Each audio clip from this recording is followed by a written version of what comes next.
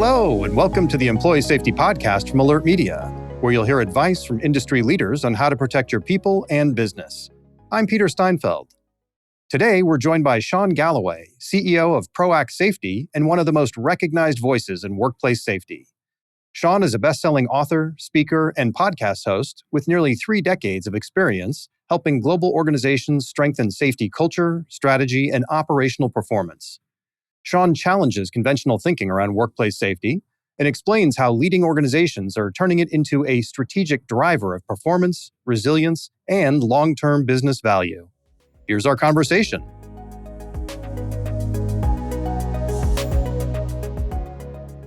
Hey, Shawn, thanks for being here.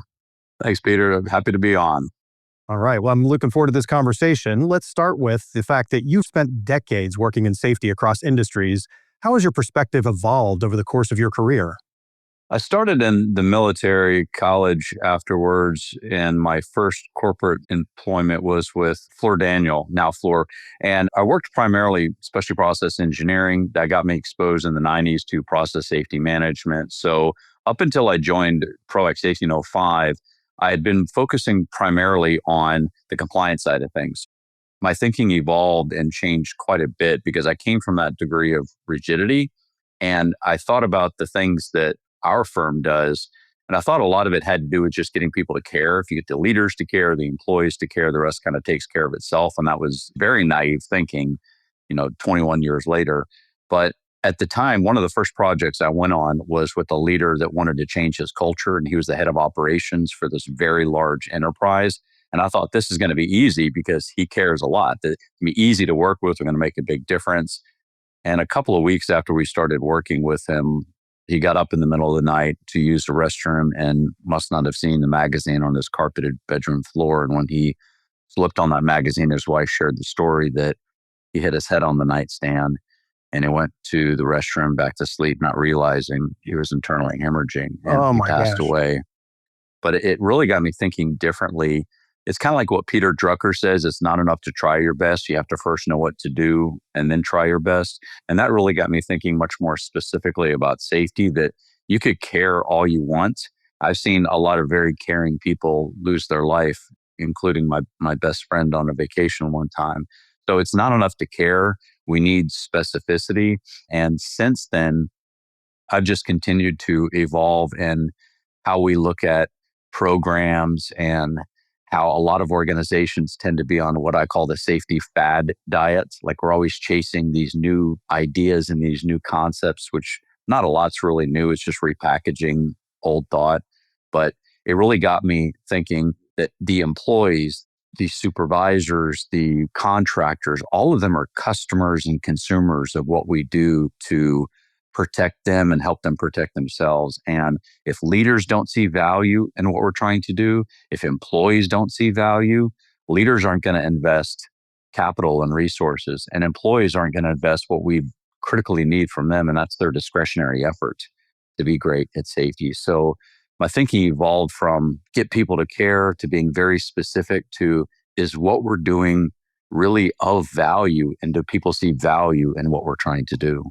Yeah, because ultimately that's what's going to make them change and embrace something. And first of all, I'm sorry you had to go through that. It's unfortunate that we have to go through bad things sometimes to realign our vision and start thinking in a different way. But fortunately, you've taken that bad thing and made something really good of it. So again, thank you for that evolution you went through. Thank you, Peter. Appreciate that. Yeah. Well, you talked about management. So when you're working with executive teams, where do you tend to see the most misalignment when it comes to safety expectations? So about the same time I joined the firm, we were working with some organizations, and the executive head of safety had been taking some classes on strategy, and it piqued his interest. And he went to all of the key safety leaders and said, you have 6 months, give me a strategy. I want to see what the strategy is. And none of them could provide what he had learned from business school, what a strategy is. And that led us to writing several books on this Steps to Safety Culture Excellence Inside Strategy. And we realized that a lot of organizations don't really have a strategy. It's more, let's fail less. And if we failed less, we must be doing the right thing. And we know that that's not an accurate representation of reality. So what I often find, we started asking this question about 18 years ago, that if you're among the executive team, and if I asked you and 6 of your peers on the team to define what success is in safety, and then who's responsible for that and how do we get there, if you ask the top 7 people, in my experience of almost 2 decades of asking that question, you'll get 5 distinctly different answers. And if we're not on the same page for where we're going and what the destination looks like, then it's no wonder we create all of these different competing cultures as those individual values and edicts tend to cascade throughout the organization. And then the other area is the disconnect between what's actually happening, work is done, versus how we imagine work is going to go or how we plan work is going to go. It's not up to leaders to be determining what the priorities and the values are for the day. Those values and edicts need to make sure that they're making their way down. So how do I make sure the people closest to the work know what we're really about as an organization, what we're trying to accomplish? And then on the other side to that, those concerns, hey, we went to go do this work, the bolt didn't come out, we needed to drill that out. That was a deviation. Why aren't we capturing those things? Because we don't. And typically we'll hear about those deviations when something terrible happens, but we're missing all of those, what I call weak signals throughout the organization. And it's up to leaders to amplify those signals. As most people closest to the work, they want to go home at the end of the day. They're not trying to get injured. They're trying to get the job done. What often happens is unintentional. Well, the opposite of that lack of alignment is safety excellence. And I know that's something you're extremely passionate about. So how do you define safety excellence in today's operating environment? I believe there are 4 things an organization needs in order to truly be on the path to safety excellence, because that, of course, is a marathon and the goalpost keeps changing. So I think the 4 elements are: 1, does the organization have the ability to get and repeat great results? The second part, though, is do we have insight into what's producing those results? Because if we can't, with confidence, point to why we had this great safety performance, we need to work to manage the luck out. Then the third part is, do we have confidence in our system's capacity to prevent? So are we managing out the risk through more engineering controls than putting more paperwork and PPE on people? So that's the preventative side of system capacity. Then the recovery side. When a mistake is made, a deviation occurs, how quickly do we catch that and learn from that? And if something terrible happens, how do we minimize the resulting severity or bring the operating environment back to the pre-incident state? And then finally, the fourth part is, are we maintaining a mindset that regardless of how well we're doing, there's always opportunities to be better. So it's constantly searching for, there has to be a better way to do things, because all progress begins by thinking differently. And the same thinking that produced today's problems is not going to be the same thinking that's got to find our way out of them. That's exactly right. And I think that last point is so crucial, and it comes down to the culture of an organization. I've been in this industry for several decades now. I know you have too. And I've noticed it's changed over the years from safety being like a compliance checklist that people would say, oh, we just got to do it, to it's becoming part of how a company operates. It's painfully slow. But I see the change and the uptick in organizations, and they realize that when you operate with safety in mind on a daily basis, minute by minute, it becomes a competitive advantage. So what are your thoughts on that? Do you see that change like I've seen? And is it as painfully slow as I've experienced in your mind? It's painfully slow because it was designed in afterwards. If we make the safe choice the difficult choice, it's a design problem. We didn't design it correctly. Now, what do we do with that? Because you can't roll back time. So that's part of what a lot of the organizations I support either call optimizing our safety systems or making the safe choice the easy choice. Because when we can make the path of least resistance easier, we're going to get what we want. So with that, you have to have conversations with people to try to understand, what do they perceive as dumb? What do they perceive as non-value added, a waste of time? Because again, if they don't see value in it, they're not going to do it. And a lot of the things that we ask people to do, quite frankly, is at their discretion. So if things are painfully slow, it's because we didn't think about, how are we making this very easy for people to do the job safely? So I see that, yes, it does become a competitive advantage when leaders realize that being safe is just being great. Because most of the time when I see an organization that's slipping in their safety performance, I also see that it's reflective in quality, it's reflective in cost and schedule and productivity. So safety is just an indicator. And I've been on stage with many CEOs that will challenge the leadership team saying things like, if you can't be great at something as important as safety, what else aren't you good at? So it's not just a competitive advantage, it's a reflection on leadership. And leadership sets the priority for something based on how often they're talking about it. And if we're just talking about safety being something that also we have to do, that sends a very strong message to the organization versus how are we going to safely accomplish this task? How do we safely meet our budget? And even that little antecedent of dropping that in there in the conversation sends a very loud signal throughout the organization. What about the organizations that believe everything you're saying, like truly, and then they start out with that in mind, and there's a big rah-rah effort and everything's great, and then corporations do what they do. They institutionalize things, they come up with processes and bureaucracy, and it stagnates. What do you recommend to organizations to keep things dynamic? And it hasn't become cultural if that's the case. It's just something else we're doing. A lot of Western organizations challenged with implementing philosophies like lean manufacturing because it hasn't become cultural. And when it becomes cultural, it becomes a mission within key people within the organization. One very large conglomerate that I worked with, they had a global health and safety committee. They didn't set policy. They were more, I would say, protectors of the values of the organization. Their stated mission was to continuously improve the quality of life of the employee on and off the job. So when policy would be set, they would look at that and say, is that going to improve the quality of? No, that's going to upset a lot of people. How do we lessen the pain? So there are people that are kind of protectors of the culture. You need something like that in order for the leaders to get enough exposure that that truly is our way, because cultures form by what leaders tolerate, reward, and punish. Because if Peter, I report directly to you, and then if there's another leader in the organization named Sheila, and I leave from working for you and I now work for Sheila, what Sheila tolerates, rewards, and punishes might be different. So I'm going to start having a different lived experience with those teams. And I'm going to get exposed to a different reality here. So there needs to be people that truly protect that, that have the political influence to be able to make this last within the organization, while slowly over time, we're able to bring all the leaders together. And that takes years. So it's not some program you deploy and then wonder why we don't have sustainability. You have to plan sustainability in the very beginning, that if we go in this direction, what are we going to anchor this into? How do we make sure that this lasts?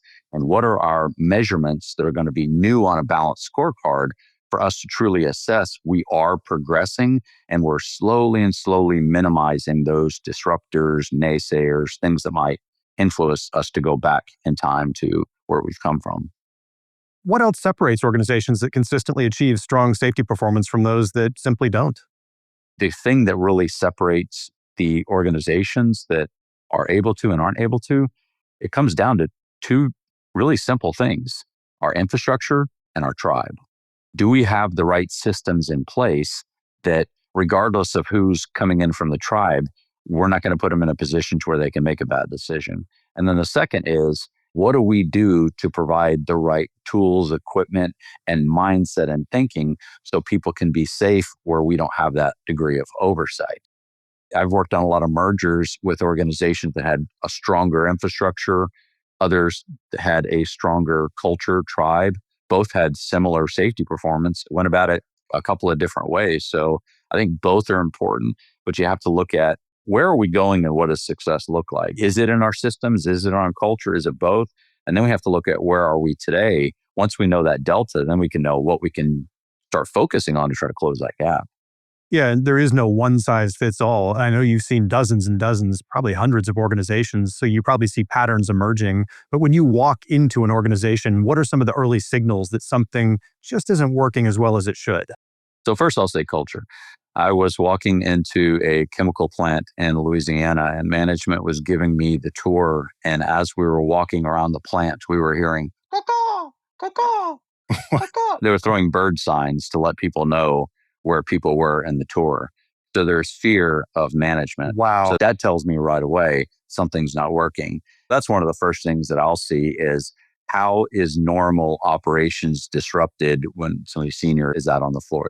So when I start looking at even simple things like the eye wash station, how clean is that? To go into the restrooms, how is that being maintained? Scrap on the floor, how orderly are things? But those are the things that are pretty easy to see because you're looking at conditions.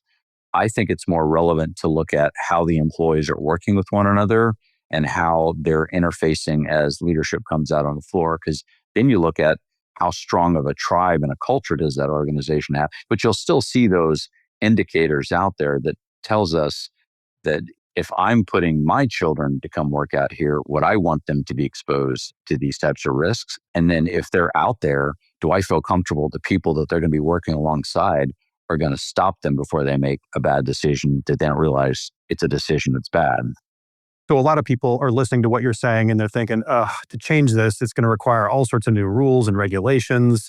So can you share an example of an organization that improved its safety performance without adding more complexity? Absolutely. There is a pipeline construction company. They have about an 80% turnover every year because they're project-based functions. So they staff up where they go, including their foreman, which is that first level of leadership, is seasonal. So even the people to shape performance and culture aren't even a part of the culture. So that's a huge challenge. And they don't even have the time to do all the required safety training. So their challenge is how do we keep the most important thing the most important thing? And what they did, really no new programs, just alignment on performance expectations. They got together as a leadership team and said, when we show up on a project, what are the things that we would see that, if consistent, would tell us we're going to have a great day? And no injuries is part of that great day. So we identified some things that I call boots on the ground language, where we would see evidence of mentoring and coaching. We would see a clean and organized work area. We would see good job planning with day-to-day tasks. We could walk up to anybody and ask them what their safety duties are or their job roles are, and they'd be able to tell us from memory. So there's some things that they came up with there. And as Steve Jobs says, I'll paraphrase to be polite, what interests my boss fascinates the heck out of me. So people pay attention to what the bosses are paying attention to. And when these bosses started showing up on the job sites, the project engineers, the project managers, superintendents started realizing we better make these things happening because leaders consistently looking for this. The other side, they looked at the types of exposures they have and incidents they've had, and they identified four things. If you're on one of these crews for the next 6 months, 8 months, 9 months, these are the four things we want you to pay attention to. And in English, acronyms work as a mnemonic device to get people to remember, but it was HELP, H-E-L-P, hands. Where are you putting your hands? Are you wearing the right gloves? E, eyes on path. Don't put any part of your body where your eyes haven't previously scanned. L, line of fire. Stay out of the path of any potential of release of energy, rotating equipment, where you're standing and the outriggers are coming down. And the P, position of footing, where those outriggers are going down, 3-point contact. So they did a really good job socializing those things into the organization, had great continued improvement. Even one of their oil and gas clients, who rarely give a whole pipeline project to one company for continuity reasons, this one client of theirs saw what they were doing to align the workforce and were so impressed, they awarded them an extension of that project. So back to your earlier point, safety did become a competitive advantage. They didn't roll out any new programs. They got alignment in the organization because it's not just the output, no injuries, on time, schedule, all of that, but are people aligned with the performance that's going to deliver that result? Well, we started our discussion with you talking about some bad things that happened that had you change the way you framed the world and how you saw things. So with that in mind, what changed inside this particular organization that made those results repeatable and not just a one-time improvement? Everybody was talking about the same thing continuously, and it was anchored in evaluations of job sites. I think the thing that really made it stick, though, was when they were awarded an additional several million in revenue from that. I mean, Seems to quite work. frankly, that's a pretty loud signal that because Yeah. say, wow, we can actually monetize what we're doing in safety that produces an increase in revenue and profitability. So, I mean, truth be told, that was probably the biggest thing there. But when I see it stick, it's when we're all paying attention to the same thing. And that's where you have challenges in culture because a lot of companies will develop their core values that are quite frankly situational at best. So If everybody knows positive consequences and negative consequence, you're generally going to get more alignment and performance. And if you want to align performance, what makes it stick is when we have consistent answers to really 4 questions. What do you want people to do? And that's where it has to be behaviorally defined, not results defined. The next question is, how do we get it out of our head and into their head? So how do we get people to really understand the communication strong? This is what I'm looking for. And then you have to have 2 answers that's referred to as a balance of consequences. What happens if people do it? And what happens if they don't? And we tend to have more answers to what happens if they don't. We call that progressive discipline. And that also focuses people on management by exception. We look for the things that are out of place, we address it, and then we don't say anything when we're getting what we want. So you don't have as much positive reinforcement. So when you start making things truly stick and sustainable, it goes down to, are we changing and are we consistent with what we tolerate, reward, and punish? Because we want people to trust this direction. We want people to trust how they show up, and trust forms through what therapists call a model of PCB over T. And that stands for positive, consistent behavior over time. That's how all trust forms in any relationship. And if we want people to trust that safety really is the way, it's the way we think about things, the way we do things, they have to have a positive, consistent experience over a period of time for that trust to form. So it changes when we start getting all the leaders to align with those performance expectations. And we're doing a better job with answers to, if we start getting some of that, I'm not talking about incentives and rewards, even as simple as, Peter, I saw you take some time to talk to that new individual on the trade there, and they're still an apprentice out here. And I really loved how you were talking them through, thinking about what they're doing and the downstream effect of that. That's exactly the type of stuff we need on this crew to get people home every day. Thank you for that. That goes a long way versus 238 days without an injury. Whatever you're doing is great, so keep that up. Right. And nobody knows what they're doing. It's just lucky. Well, for organizations that are trying to create that kind of consistency that you say is so important, what are some other things that really must be true behind the scenes for it to actually work? The essence of strategy, as Michael Porter pointed out, is fit among a company's activities. So organizations have to have a strategy, but that strategy is the final point in what I call true capacity. And there are 5 capacities the organization that they need to build. And few companies have the bandwidth to do all of them at the same time. The first one is system capacity. And we talked about that earlier. So we're confident with that when we're actually measuring our corrective actions that follow an event against the hierarchy of controls. And it's no longer 80% of what we do to respond is more paperwork and PPE. It's actually, we're investing capital in engineering these things out. So we're reducing the likelihood of an error to be made on this. And then we also have good planning for what happens when things don't go to plan. So do we have confidence in our ability to prevent harm? And do we have confidence that if a mistake's made, how we're going to respond to that very quickly before it's bad? Then we have confidence in our leadership capacity. And that's really 2 things. That's making sure we're aligning people with those performance expectations, but we're as close as possible to the work to identify where deviations may be taking place. Then the third is that cultural capacity. So we need to be intentional about the culture we want, because everybody has a safety culture, just may not be the ones you want. So are we intentional about that? Then engagement capacity. Do we have the capacity to tap into discretionary effort, to get people interested, which is the first step of engagement? Because a lot of companies say, we need engagement. You have it. It exists on the spectrum. You may have disengagement, but you have an element of engagement.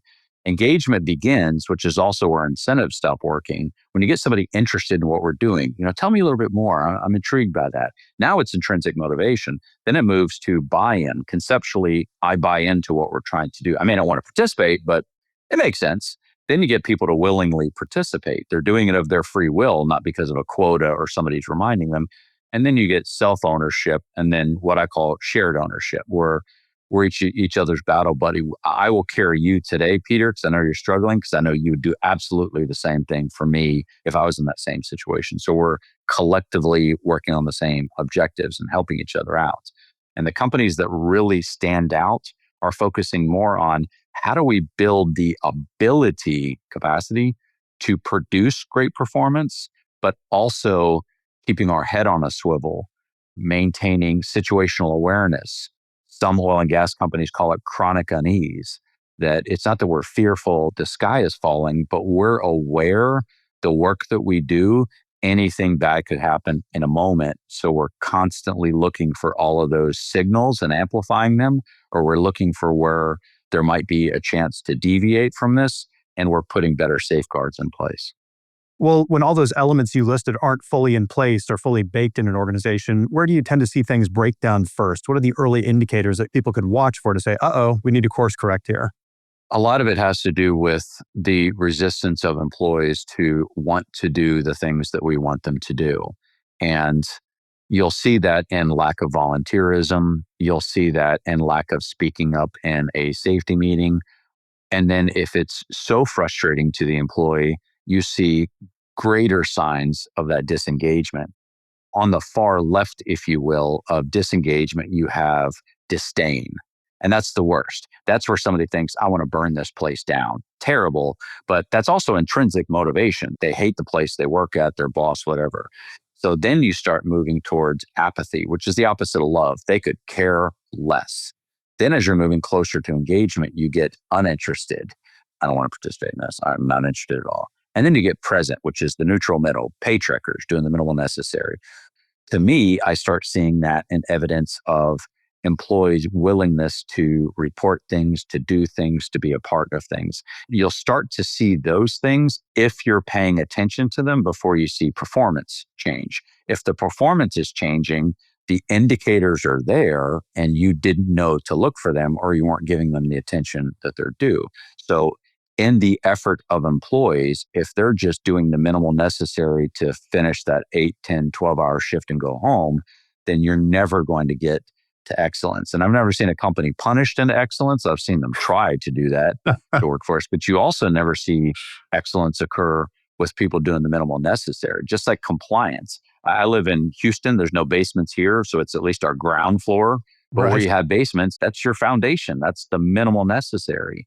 So it starts with first defining where we're trying to go. What does success look like 3 years from now, 5 years from now, whatever that time horizon is? Then we have to look at where are we today? Because if we go out and say, what are those symptoms? Well, what are we measuring that against? Aside from we don't like what we see, then we have to go in and say, well, why don't we have what we want? Because there's always a reason for that performance. But you see it very evident in some of the compliance things we've talked about, just the housekeeping. You start seeing disorder around that. But mostly to me, just because I'm more interested in the people dynamic side of things, you start seeing that in the desired behavior becoming less and less and moving closer to that present paychecker type of behavior. They just don't want to engage.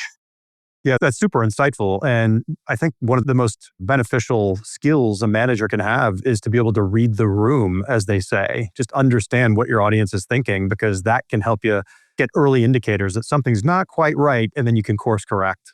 You're absolutely right, Peter. You need to be able to identify those behavioral cues that say somebody was once a paychecker, now they're at apathy, or somebody was once willing, now they buy in, but they're not doing. So you have to be able to look for these things. But the other side to this, if you really care about your people and if you're really developing the relationship, you'll see other things. And one quick example, a senior leader was telling me he was on a line crew, so power utility, was on a line crew and was sharing with me about 30 years ago, he was going through a really terrible divorce.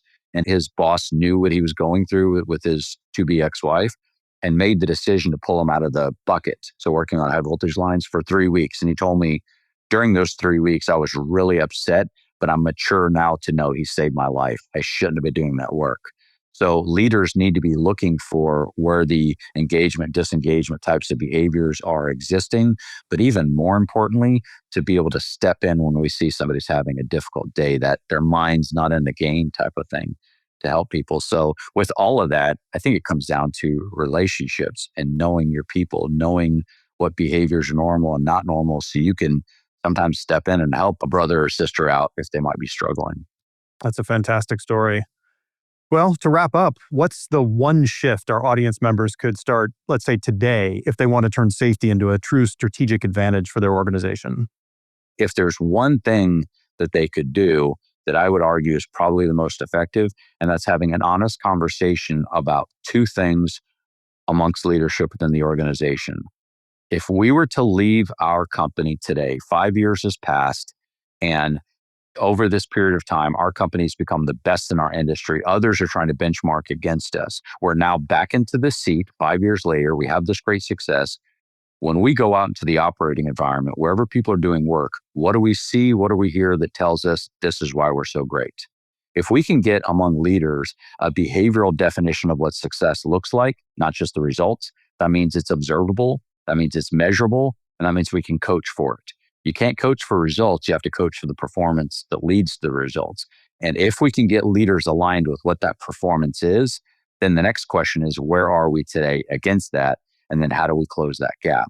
But if there's one thing that organizations can do, it's have that honest conversation. And to that, what is it we're trying to accomplish? Because if our goal truly is safety excellence, world-class, best-in-class, whatever term, that takes a wildly different allocation of resources than if our objective is incremental improvement. Both are great journeys because we're doing something and there's no stasis in safety.